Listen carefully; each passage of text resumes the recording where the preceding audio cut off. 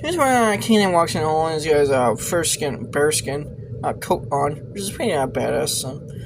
Pretty bad. It does make him look like a badass. And now fun fact about this movie. Now, firstly, before Jim Caviezel, originally during production, Carl Urban was supposed to star as Kanan. And how Carl Urban actually turned down the offer to play. How Carl Urban turned down the opportunity to star, mainly instead starring another movie about Vikings, that being Pathfinder, which that movie became a box office bomb, just like Outlander. Except that movie gets a little bit more remembered than Outlander. Except the only reason Pathfinder is really remembered is because people just thought about how bad people thought it was.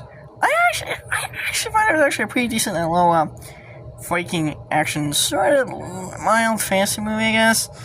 I don't know, it's got some mild supernatural elements, but so. I actually thought it was actually a pretty good movie, actually. Now, here's a scene where. That's a bear head. Yeah, I think it's a bear head, actually, so.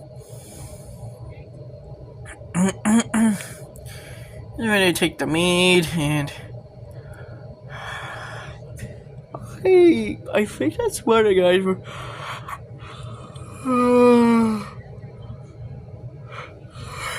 I think that's one of the guys from Pirates of the Caribbean playing that guy, or I don't know, I'm not sure. Now here's her outfit. She kind of gets kind of smoky eyes. She kind of gets kind of thirsty eyes with Kanan. And here's where Kanan bumps into this slow guy from earlier.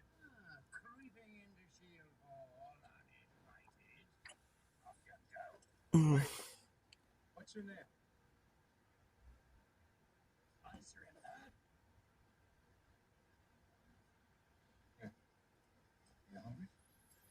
Yeah.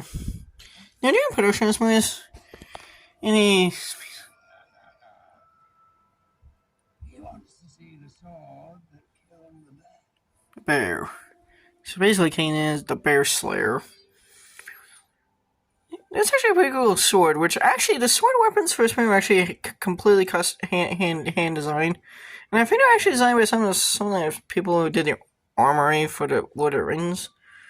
So this movie, I actually believe, had some people who worked on Lord of the Rings actually design some of the sets and props. So you can kind of use some kind of leftover, kind of borrowing props from whatever kind of workshop storage, bin